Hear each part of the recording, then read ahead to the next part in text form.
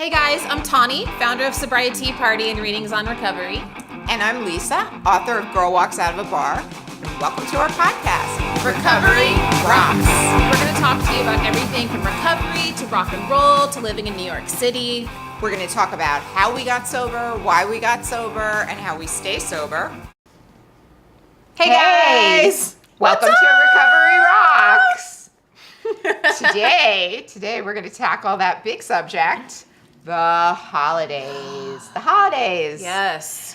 As they are known in 12-step land, the Bermuda Triangle of Thanksgiving, Christmas, and New Year's. Wow. Tough waters to navigate. I never even thought about that. It is a Bermuda's Triangle. Yeah. But we do get out. We do, yeah. Yeah. That's why we have to stay sober through them. So I thought to set the stage, I would do a short reading from a piece I wrote for our goddess Anna David. I'm glad her We name love is Anna coming up David. again. I know, I'm going to bring it up whenever possible. So Her name's welcome anytime. yes. Okay. On the day before Halloween, I walked into a stationery store to grab a birthday card. I expected the place to be filled with season-appropriate fake cobwebs, cardboard black cats, and plastic jack-o'-lanterns. I was wrong. The witches and goblins had been shunted to a back corner, and the store had already been taken over by Thanksgiving, Christmas, and New Year's decorations. Cards, wrapping paper, and holiday knickknacks filled the tables and walls. And there were plenty of prominently displayed books about the cheeriest holiday cocktails for your big party. Oh no, I thought. They're already here, and it's still 70 degrees in New York City. I wanted to give Crepe Paper Santa the finger. So that's how I feel.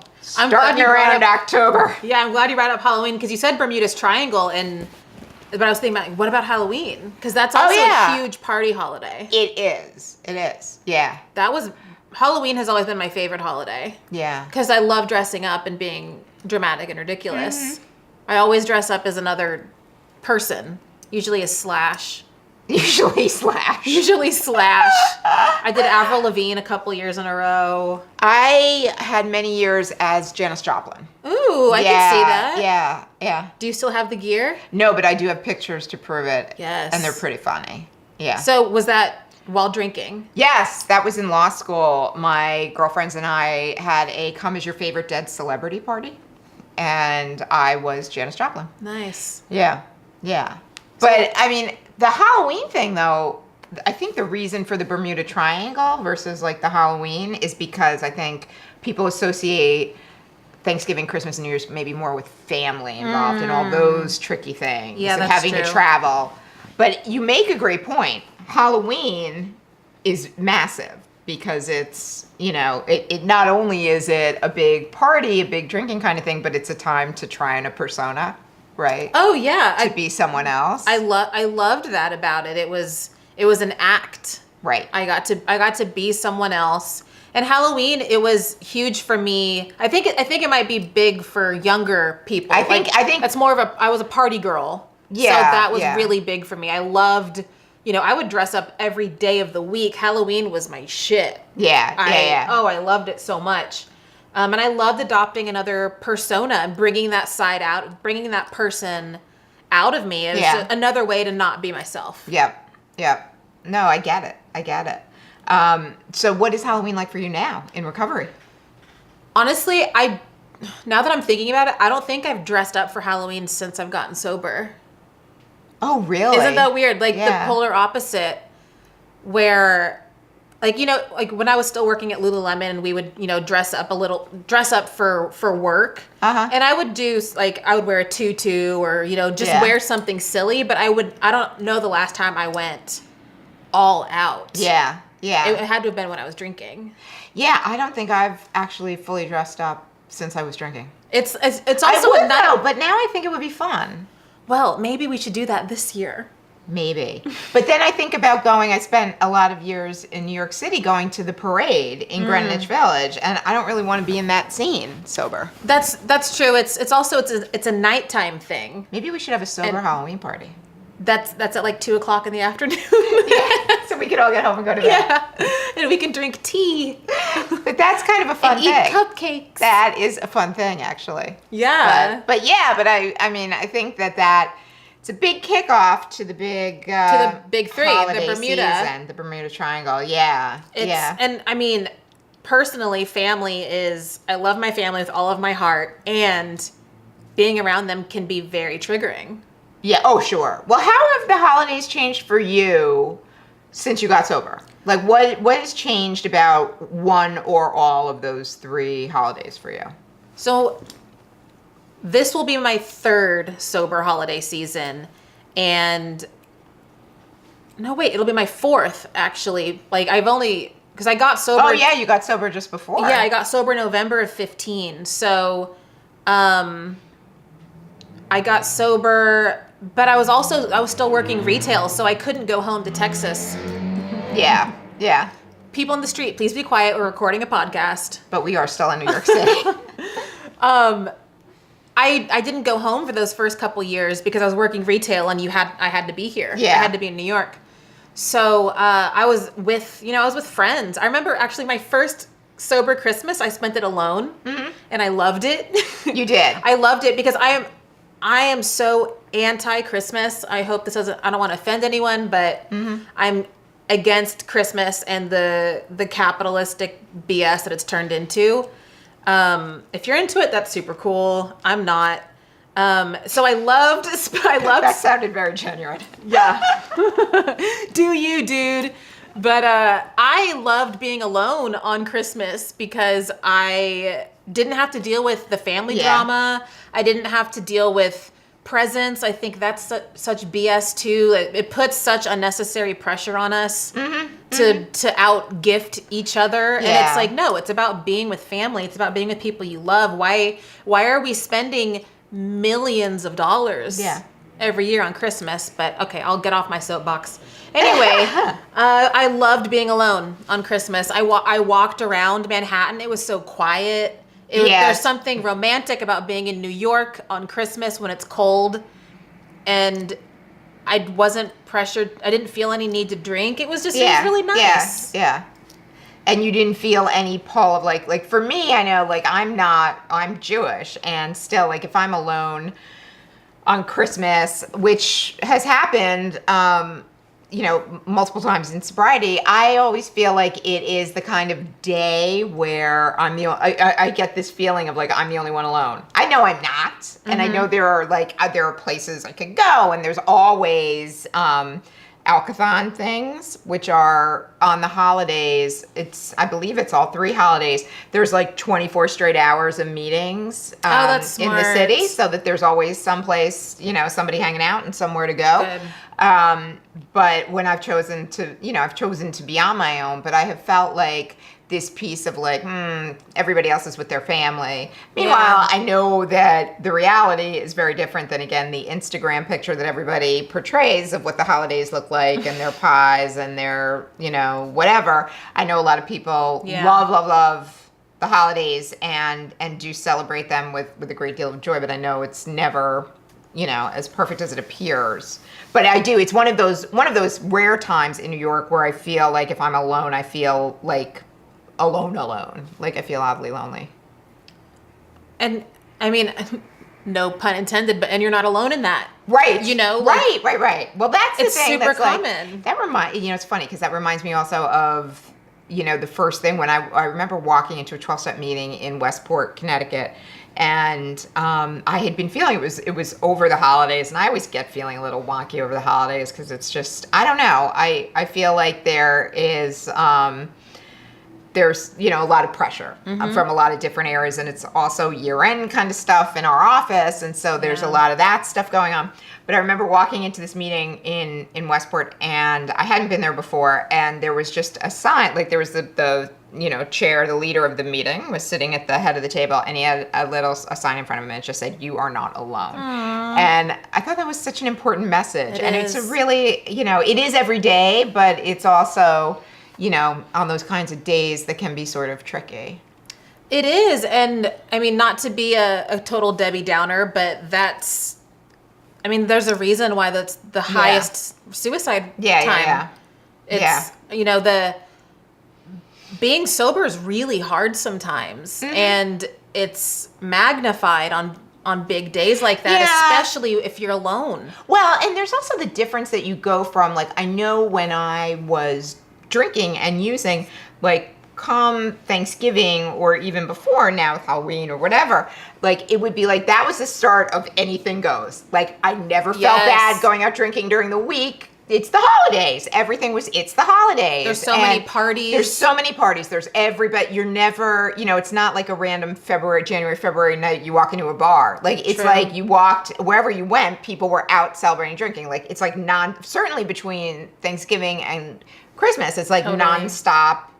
And it made me feel, in a way, less freakish in my drinking. To be like, it's the holidays. So then when I got sober and was not doing that, I was so grateful, first of all, not to feel the way I felt, but also there was that, you know, okay, what is life like now in that time when all bets are off? It's not really any different than the other times of the year.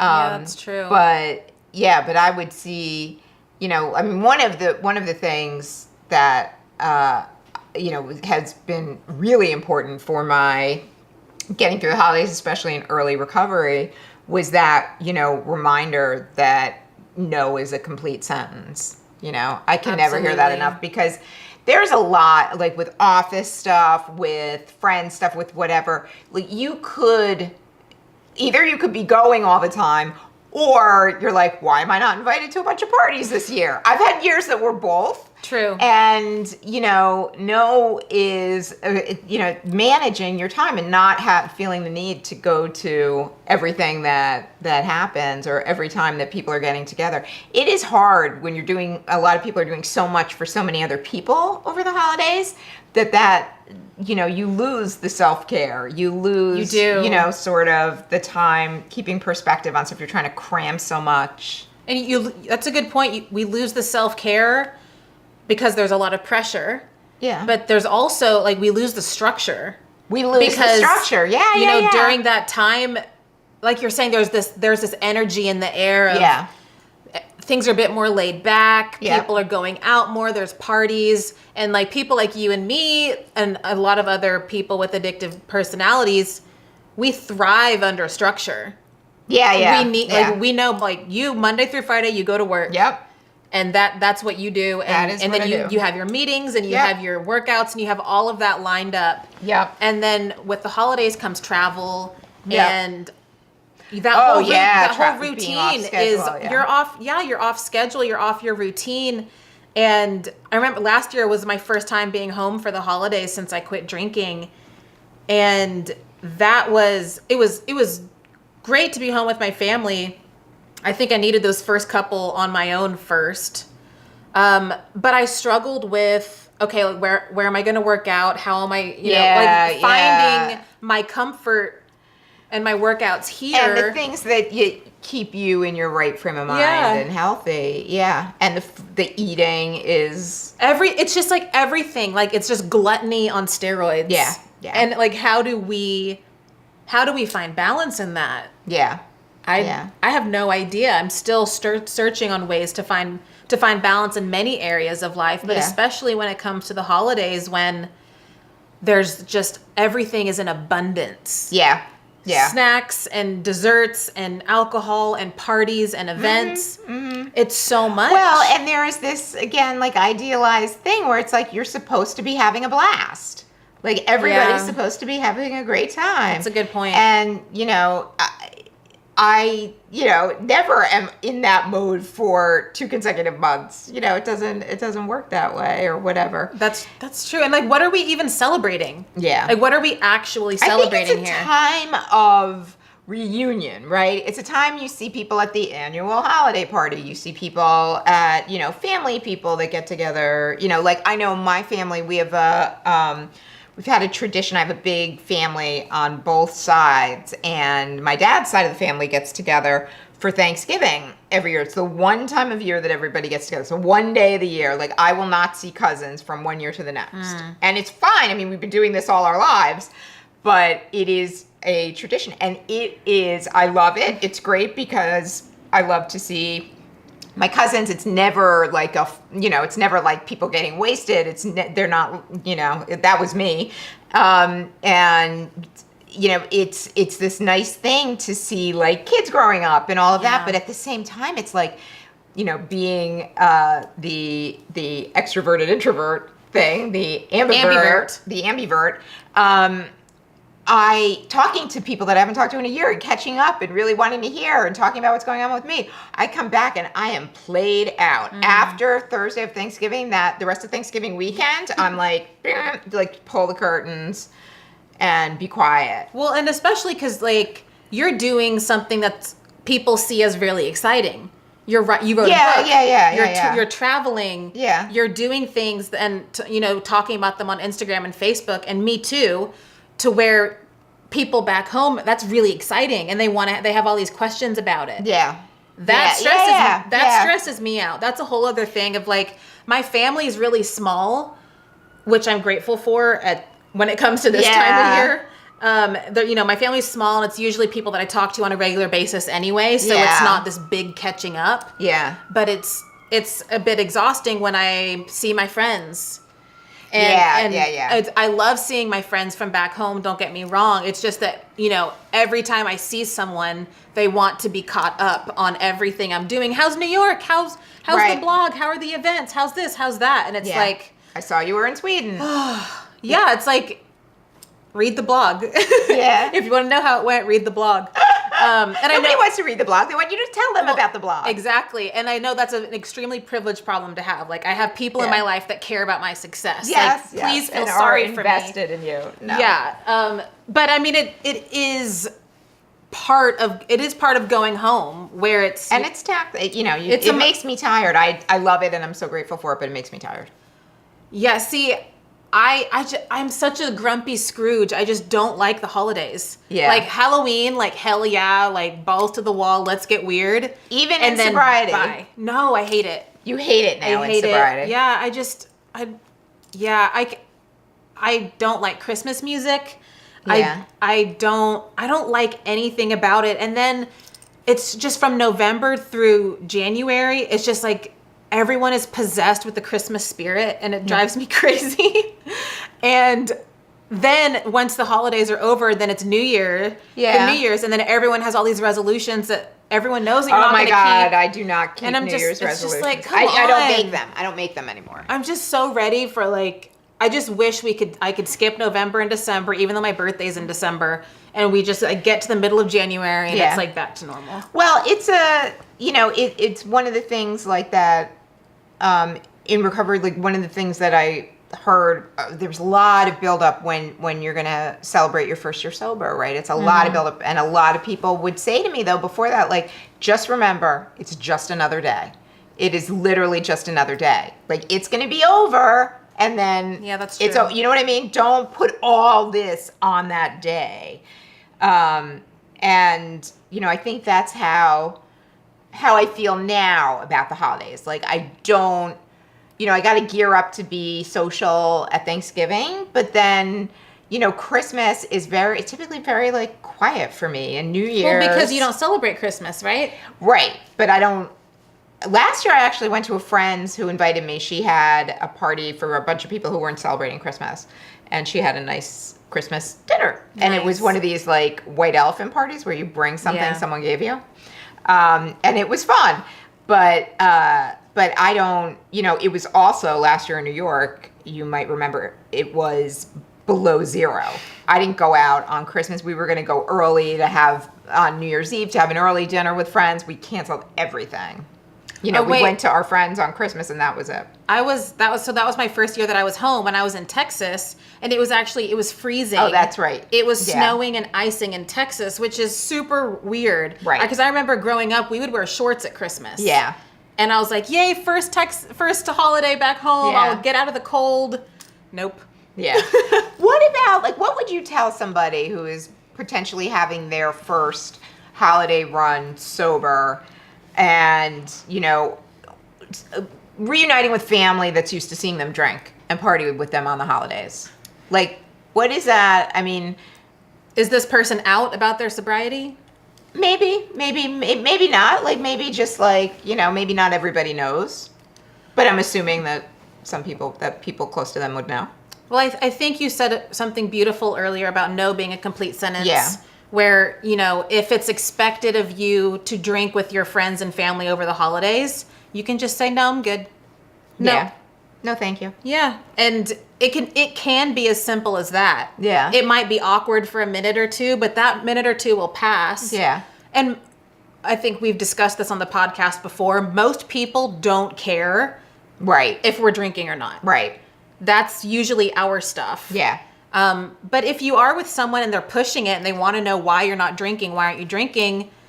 I mean, if you feel comfortable, you can say, I'm taking a break. You can Right. just say, I'm not drinking right now. Yeah. If you feel like you need to explain a little bit more, but you honestly don't. No, you honestly You do not. honestly don't You don't need to owe explain anybody. You don't owe anybody an explanation of what's going on. You don't. No. And I mean, in those times, then that's when you before you go home, get really in touch with your self-care.